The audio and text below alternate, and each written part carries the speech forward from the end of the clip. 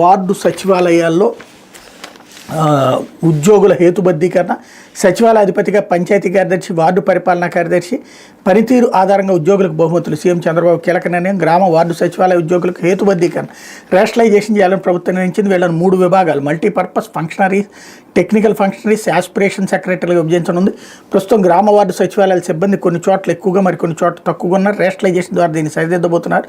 దీంతోపాటు కనీసం 2500 జనాభాకు లేదా 5 కిలోమీటర్ల పరిధిలో ఒక సచివాలయం ఉండేలా చూడాలని అధికారులు ముఖ్యమంత్రి చంద్రబాబు ఆదేశించారు. ఏజెన్సీల్లో అదనంగా సచివాలయాలు పెంచాలని సూచించారు.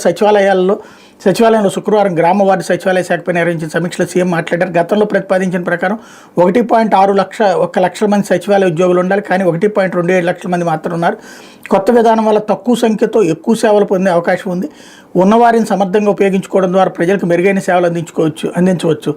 కొత్త విధానం అమలు చేస్తే 15,000 మంది సచివాలయ ఉద్యోగులు అదనంగా ఉంటారు. వీరిలో సాంకేతికంగా అవగాహన ఉన్న వారికి శిక్షణ ఇచ్చి యాస్పిరేషనల్ కార్యదర్శులుగా నియమించాలి. వీళ్ళ ద్వారా AI, డ్రోన్ వంటి కొత్త సాంకేతికతను గ్రామాలకు తీసుకెళ్లాలి. ప్రతి ఇంటిని జియో ట్యాగింగ్ చేయాలి. జనవరి 20 నాటికి ఈ ప్రక్రియ పూర్తి చేయాలని సూచించారు. రియల్ టైం గవర్నెన్స్ కార్యాలయాలుగా సచివాలయాలు ఉంటాయి. సచివాలయాలు ప్రజల సమస్త సమాచారం అందుబాటులో ఉండాలి.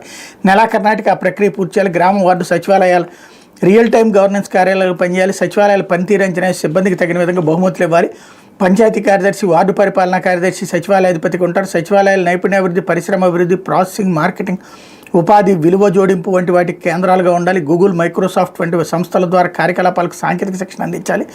సచివాలయాల ద్వారా జారీ చేసే ధృవపత్రాలపై నా ఫోటోలు ముద్రించొద్దు, ప్రభుత్వ లోగో మాత్రం ఉండాలి. రాష్ట్రంలో వర్క్ ఫ్రమ్ హోమ్ చేస్తున్న వ్యక్తులపై సర్వే చేయాలని ఆదేశించారన్నటువంటి వార్తను హైలైట్ చేశారు. ఓ రకంగా చెప్పాలంటే సచివాలయ వ్యవస్థ కంప్లీట్గా డిస్టర్బ్ చేస్తున్నారు అంతే.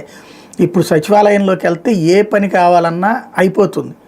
ఇప్పుడు ఆ సచివాలయంలో ఎవరి దగ్గరికి వెళ్తే పని అవుతుందో తెలియకుండా ఆల్రెడీ జరిగిపోయింది. దాన్ని అందంగా ఒక వ్యవస్థ విచ్ఛిన్నాన్ని అద్భుతంగా అందంగా అల్లడం అన్నటువంటిది ఈనాడికి అద్భుతమైనటువంటి రాతతో చేస్తుందన్నమాట. మన వాళ్ళైతే కనుక విచ్ఛిన్నాన్ని, విధ్వంసాన్ని అద్భుతంగా, మన వాళ్ళు కాకపోతే అద్భుతాన్నైనా విధ్వంసంగా, విచ్ఛిన్నంగా చూపించగలగటం వీళ్ళకి మాత్రమే చెందుతుంది. లేకపోతే ఆ